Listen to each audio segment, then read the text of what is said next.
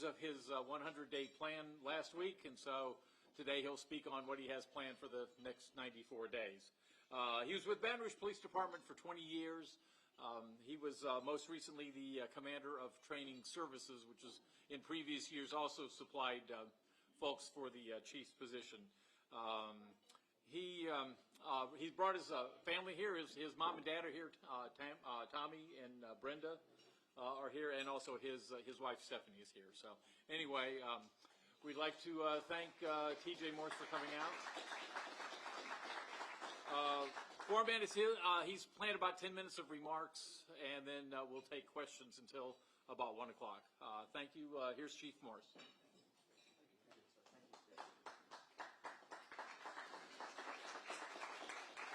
Thank you all very much. See if I can make room up here with all these microphones.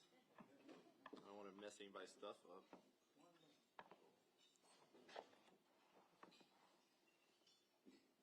Small podium. Let's see if I can do this. Perfect. All right. Yeah, I got it. Thank you, sir. Well, good afternoon.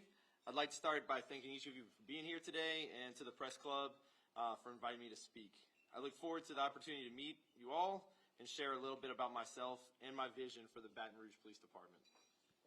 My name is Thomas Stephen Morse Jr., or as I've been known as since I was a baby, TJ. Thomas and Tommy are popular names in my family, so I've always went by TJ. Since taking my new role, everyone keeps asking me, should we call you Thomas? Should we call you TJ? Well, what do you want to go by? Well, as my papa always said, call me anything you would like, as long as you don't call me late for dinner. A little about me personally. I'm happily married to my wonderful wife, Stephanie, who has been one of my biggest supporters and fans. I also have 3 amazing kids. They're 12, 10, and 2. I spend most of my off time with my family. Family has always been extremely important in my life, and so has faith. I'm a faithful member of a local church where I volunteer with Sunday school. I believe God has placed me on this path, and I pray every day for his wisdom to guide me in my decisions.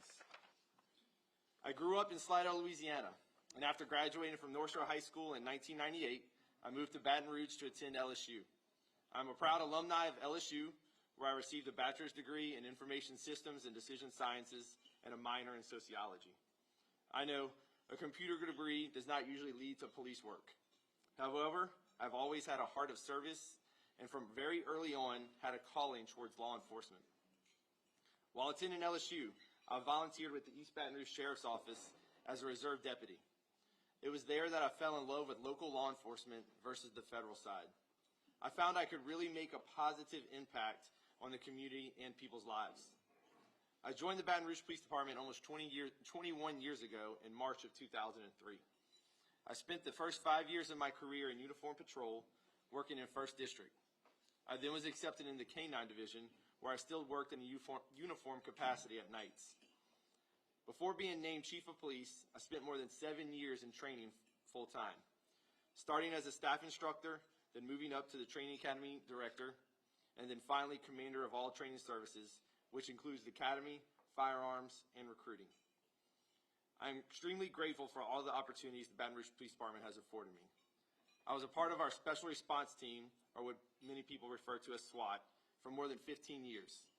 I'm a state post-firearms instructor, an advanced EMT, defensive tactics instructor, taser instructor, and an active shooter laser instructor.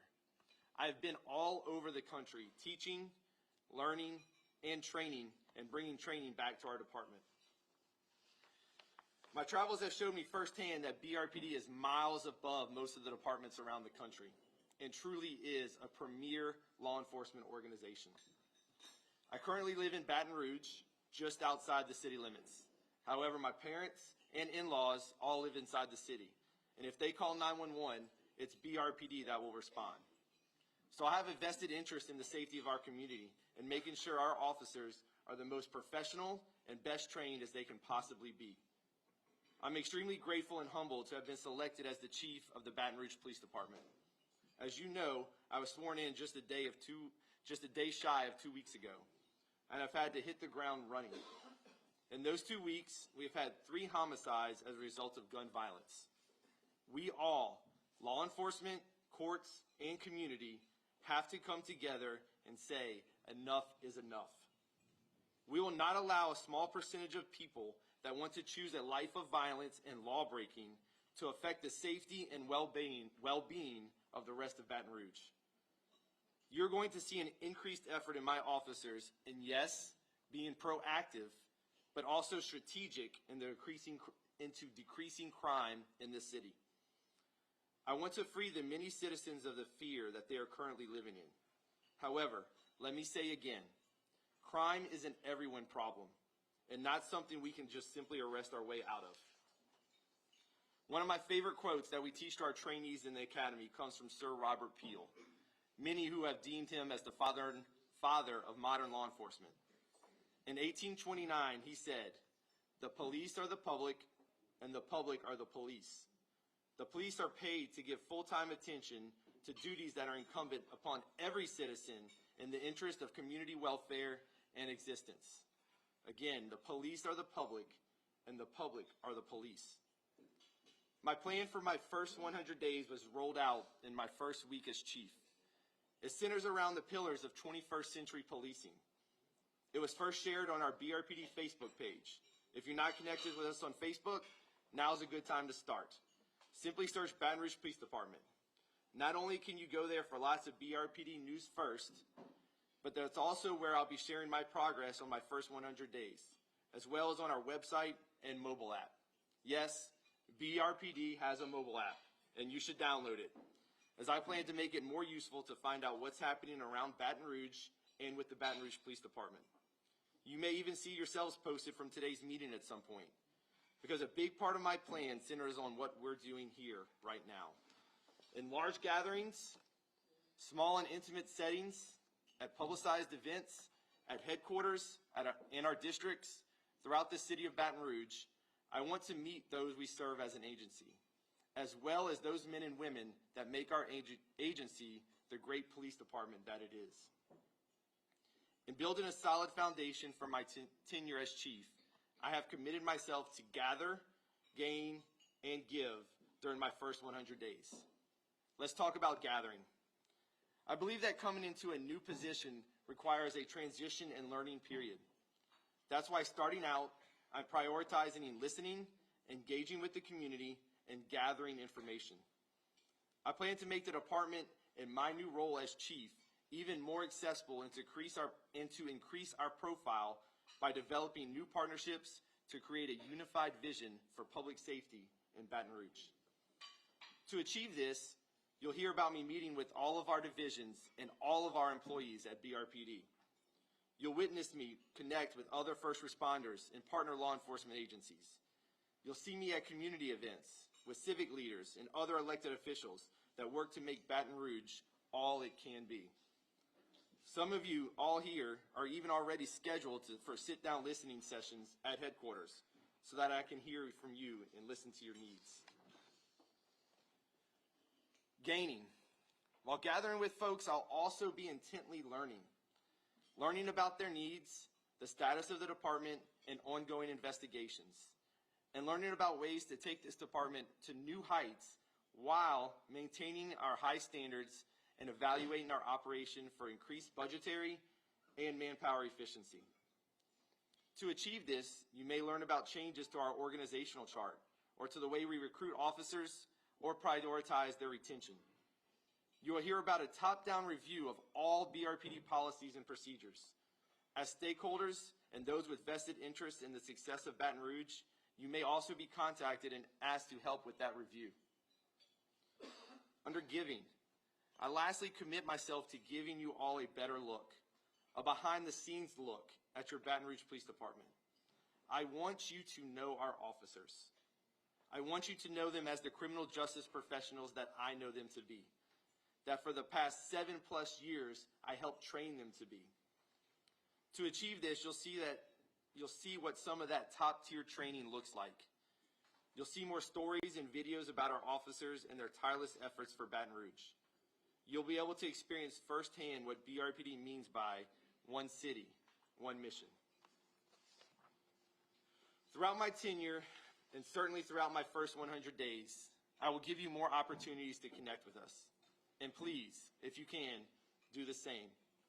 Give us the opportunity to connect with you. Invite me to your event. Ask us to come out or to partner with your organization. Yes, let's share the work we're doing on social media, but also let's share the workload too. I believe it takes deeper connections with our community to continue decreases in violent crime and overall community and police relations. I believe that only together, through joint efforts, can we achieve the vision I have, that we all have, for a safer, more prosperous Baton Rouge. Just as when I was in the training academy, in this new role as Chief of Police, I am always honored and eager to help do my part. Thank you so very much.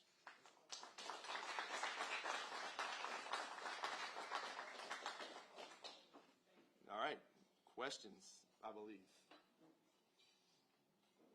Yes, sir. All right, so when you were doing your meetings that you've done over the last couple of weeks, what was the most surprising or interesting thing that you found out? So he was asking about my meeting. They told me to repeat the question so that other people in the room could hear. He asked, what's some of the most interesting things I found out during all my meetings? I'll tell you, one of the most interesting things I found out is, though people represent different organizations and come from different walks of life, everybody has the same goal, and that's just for a safer, better Baton Rouge. No matter who I was talking to, that was just a common thing. Hey, we want Baton Rouge to be better, and we hope that you're the man to do the job, and we're going to help you to get to that point. Yes, sir. Well, it seems like your plan is very focused on outreach to the community, having people know you and your officers.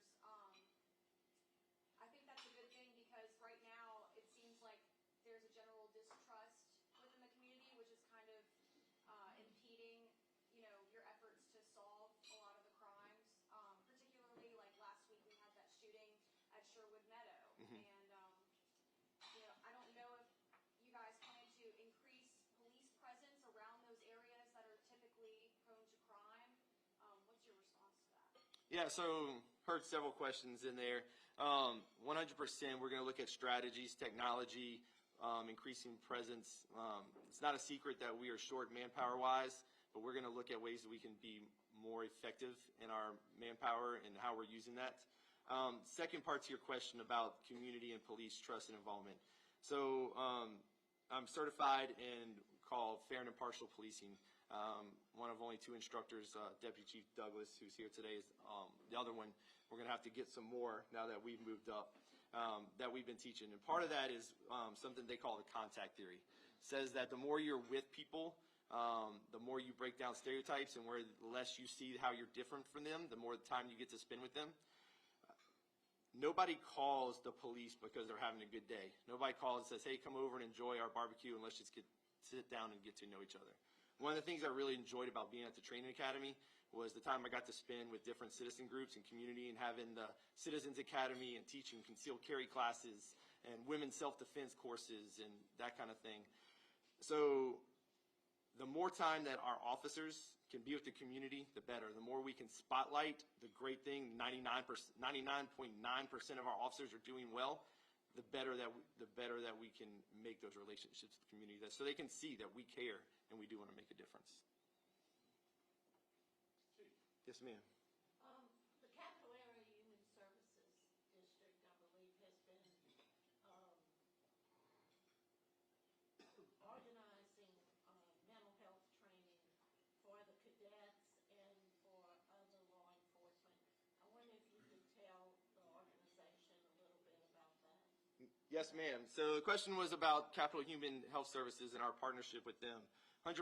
So post to police officer standards and training, they say what every police officer in the entire state, the training that they have to go through to become a police officer. They mandate that that a police officer has to go through 8 hours of critical incident training, dealing with mentally ill, that population.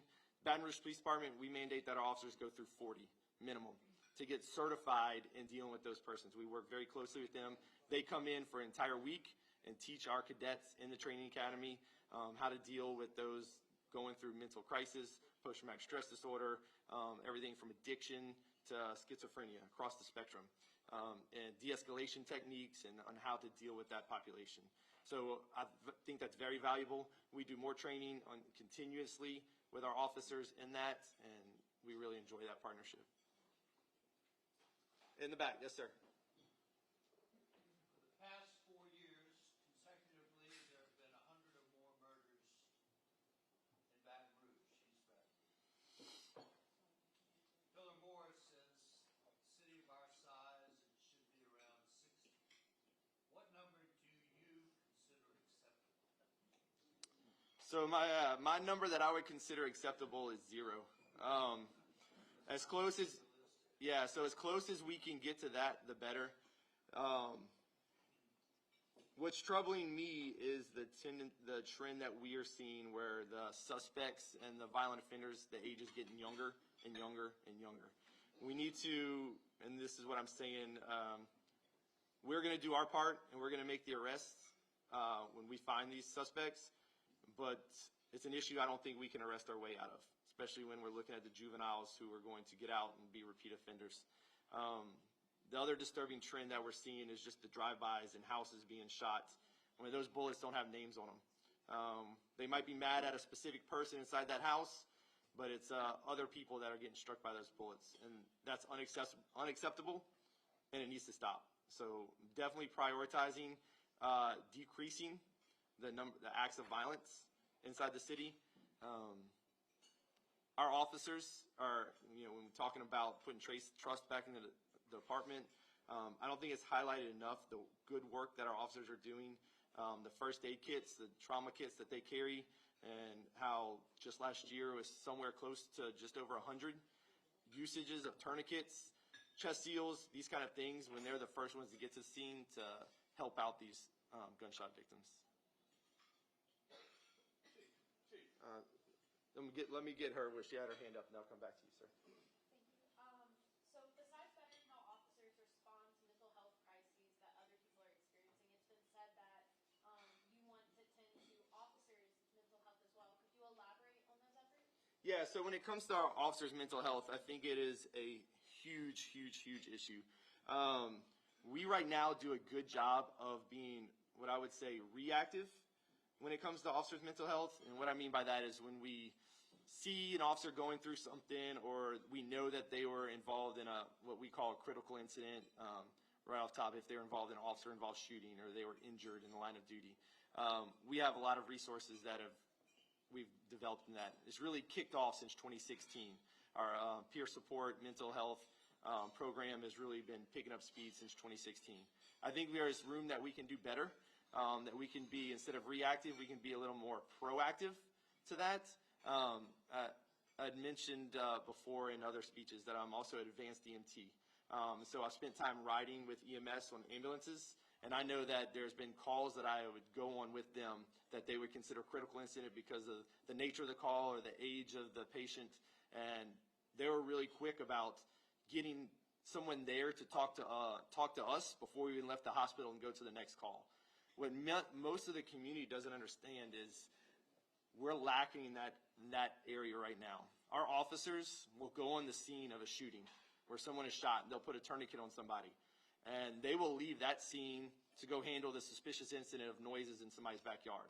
Or they will go to a traffic homicide and deal with someone that is killed in a wreck, leave there and immediately go to making a traffic stop on somebody that just ran a red light. We need some systems in place where we're doing some training with our officers and their supervisors where we can kind of keep track of that mental health part, so that our officers don't get to that point where they're, yes, for lack of better words, where we can kind of monitor that better. Yes, ma'am. In dealing with hot spots, several hot spots around Baton Rouge, but one like Sherwood Meadows, when you've had an incident, I think it was 2 days prior, 2 people were shot in the head. The next day, we had shots fired. At what point does our law enforcement go from being reactive to proactive? I think immediately, and what you're going to see under my watch is an encouragement for our officers to be a little bit more proactive. And I say that hesitantly because I think a lot of people in the community hear me say proactive, and they immediately think to old school, zero tolerance, crack down on everybody, everywhere, kind of thing, and that is not what I mean. I mean proactive in a very strategic sense. Those hot spots, going after the violators, going after those that we know are in these groups and are committing these crimes, and monitoring those people. There are a lot, most of the population in these areas, back when we talked about 70805, 70802, that's the areas I worked when I was on the streets. There are a lot of hardworking, good people in those areas that are being held captive by the crime. And we don't want to put them, target those people at all. We want to free them from that violence that they're living in. Is there a plan for freeing them from that? That's what I'm working on right now. 2 weeks in, meeting with my commanders, meeting with the people. Hey, give me some stuff that we can start being actionable on. Give me some things that we can put together so that we can work with our federal law enforcement partners, our local law enforcement partners, and look at these groups. One of your sergeants had a big cry for witnesses to come forward. How are you guys going to work with witnesses and protecting witnesses once they do come forward and give you information? Yeah, so good question. He's asking about working with witnesses when they come forward, or encouraging people to come forward. You're going to see, I think this week or next week, we are doing a joint press conference with Law Enforcement Foundation that Clay Young is running, where we're really going to be pushing our camera sharing program.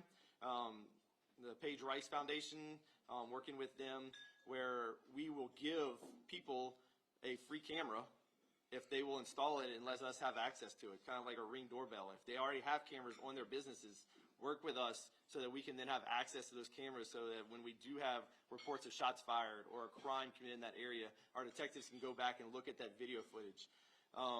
This is not cameras to catch people speeding. This is not cameras to increase our revenue. This is simply for investigation purpose, so that we can find these bad actors, burglars, and violent crime. Who's going to install those cameras? Who pays for those? So it's all on donations and grant money through that Paige Rice Foundation. A lot of companies, businesses have stepped up to the plate, donated a lot of money, and it's completely free for the people that want to get them and sign up for them. And that press conference is happening, I believe, either later this week or next week. I saw way in the back. Yes, sir. Louis, how many gangs would you say are in Baton Rouge area, and what's the membership? So it's a tricky question about saying gangs, because when you say gangs, you think of like organized, like in California, where they have a huge problem. They're talking about several hundred people, with the Crips and the Bloods and all that kind of stuff. Here in Baton Rouge, it's more of an issue of groups and difference between this neighborhood and this rap group. And I go to this school, you go to that school. So it's hard to pinpoint exactly, because a lot of it is repping as gangs, but it's actually just family members. So repping as gangs, and it's actually just part of this rap group. And they're really not committing any crime, but people give them that label as a gang.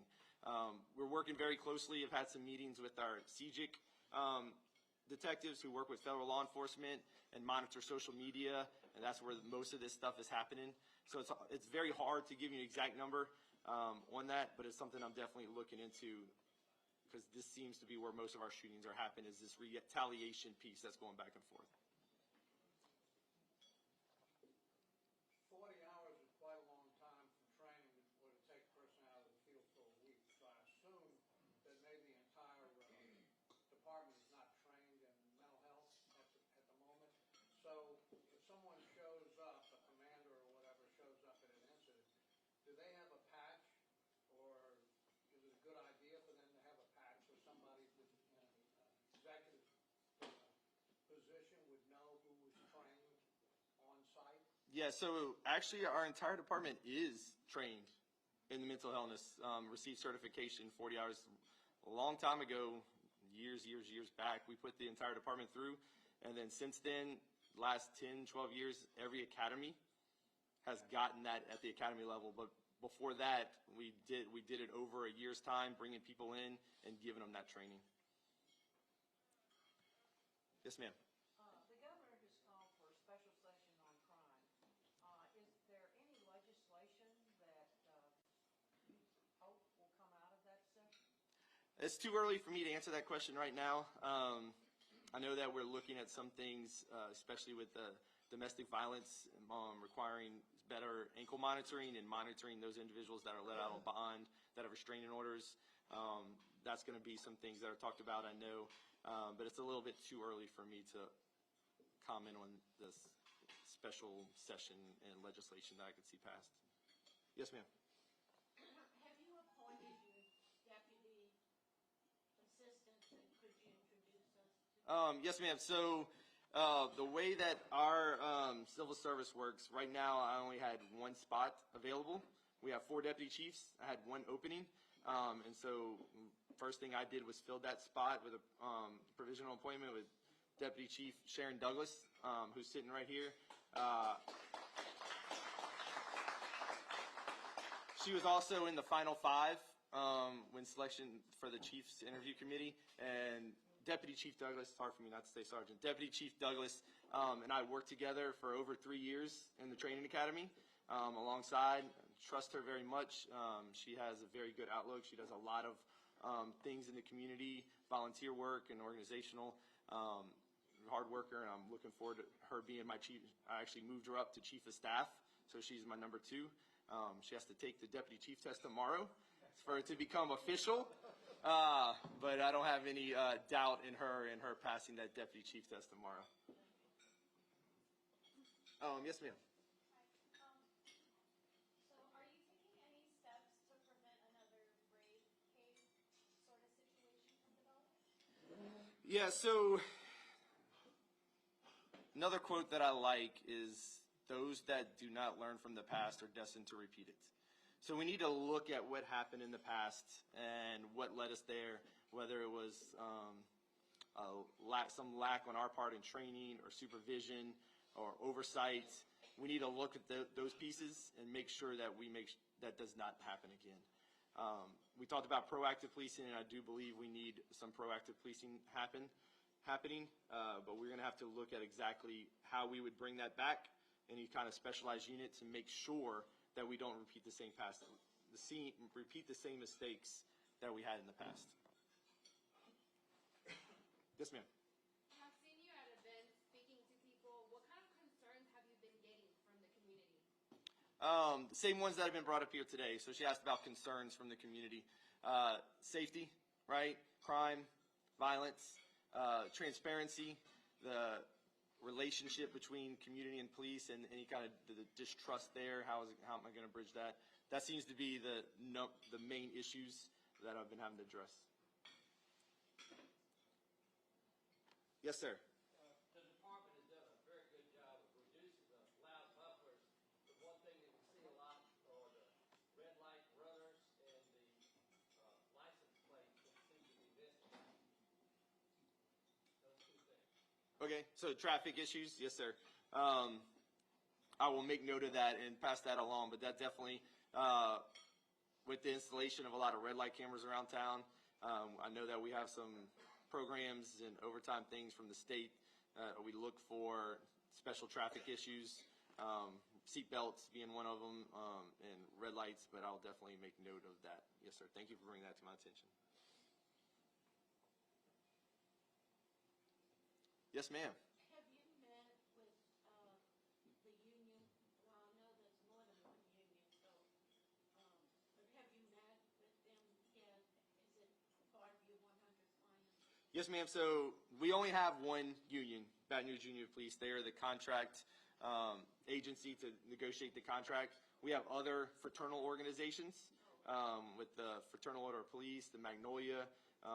They're, like I said, more of a fraternal organizations, but we only have the one Baton Rouge Police Union. I have met with the president and vice president. I know them well from the past, on good terms with them. I do have a meeting with the entire executive staff scheduled for in February, and plan to work closely with them. They have their job to do. I have my job to do. We realize that. We might not see eye to eye on every issue and disciplining officers, but we're going to work together. I look at them as a valuable resource to give me information about what's the boots on the ground with officers, what issues they're facing, and what they have to say. Yes, sir. So Baton Rouge Police have gotten to the place where their pay is not very competitive when a police officer in Gonzales would make higher pay. So are there any plans to address the pay issue for police officers? 1,000%. I would love to see that. The mayor has worked on that. Chief Paul worked on it. We were able to get 13% pay raise across the board for our officers over about a year and a half time. We are still not at that level as when you're talking about state police, Gonzales, New Orleans PD. And I believe for an agency our size and for being the capital police department in the entire state, we could get on that level. So we're definitely going to look at budgetary things and things we have to do to increase that, which is going to help us with our recruiting efforts and help with our manpower so that we can put more manpower and more boots out on the street, more cars patrolling. Yes, ma'am. If you had to talk to young men and women today about possibly becoming an officer and looking at the police department, what would you say to them? Great question. So she asked about encouraging people to be police officers, and it's something that I've gotten to do since being at the training academy and even before then. Law enforcement is a calling. It's not just a job. It's not just something that you do. It's something that you are, and it's definitely something you need to feel motivated about. What I would tell anybody that has that calling, Baton Rouge Police Department is the place to be. We're at a good size where you're not lost as just a number. If you're from the Baton Rouge area, you get to serve and help your community. But we're also at a good size where there's a lot of different divisions and a lot of different places for somebody to be able to work.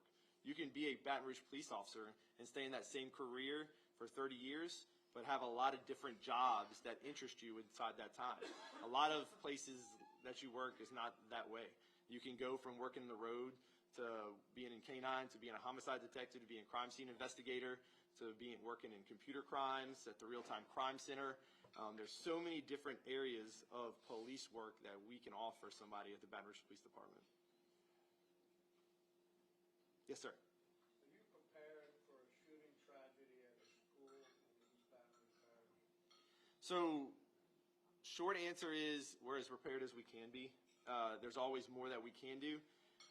As I stated in my speech, I am an active shooter instructor. I actually travel around the country. I'm going to have to stop that a little bit now with my new job, but I have traveled around the country teaching other police departments active shooter response. And we do a very good job teaching our officers that. Where we're starting to pick up now, and we started last year, is the intercooperation with fire department, EMS, those other persons that are going to be other first responders that are also going to be responding to the scene. And I believe that we're very, very good at stopping the shooting and stopping the killing, stopping the dying as we preach it and teach it. We're starting now to focus in on the entire picture and what that's going to look like working with the other agencies. Follow-up. I understand there are two different types of ballistic vests. One's that generally will stop a handgun, and one that's required military style to stop an AK-47. And I'm wondering, do your officers have additional security? Yeah, so starting in right after 2016, all our officers are now being issued with ballistic plates that are capable of stopping those rifle rounds.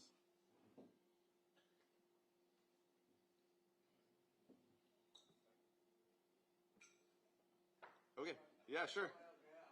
We had a helicopter, an inexpensive, relatively inexpensive helicopter. There's no such thing as inexpensive. You've got heavy maintenance costs, and you have pilot training, et cetera. That helicopter was found not in the city limits of Baton Rouge, not in East Baton Rouge Parish. It wasn't even on this side of the river. It was found on the other side of the river. That's a large amount of expenditures that may have come purchased from a grant. Are we going to see you try to buy another helicopter? That is something that I'm going to look into. I think that the helicopter program is very useful. There might be some other avenues of partnerships that we can develop. Sheriff's Office still has a good helicopter program, state police, maybe some things like that we can partner up with them to have 3 or 4 helicopters on duty at one time. Probably not as cost efficient as we need to be. I do see the benefits of having a helicopter program when we're talking about pursuits and the inherent dangers that come with them. So we have that helicopter element to be able to follow them. So it's something that I'm going to look into, but not something I'm ready to commit to right now. We are making a lot of efforts right now through grant money and stuff in our drone program. We're getting a big, where the helicopter did some work, we're supplementing that with the drone program for special events, runs, parades, a lot of the parades that y'all go to right now. If you look them in the sky at the Louisiana Marathon, we use them a lot, both drones to monitor traffic, monitor movement, pedestrians, those sort of things. All right, thank y'all very, very, very much. I appreciate it.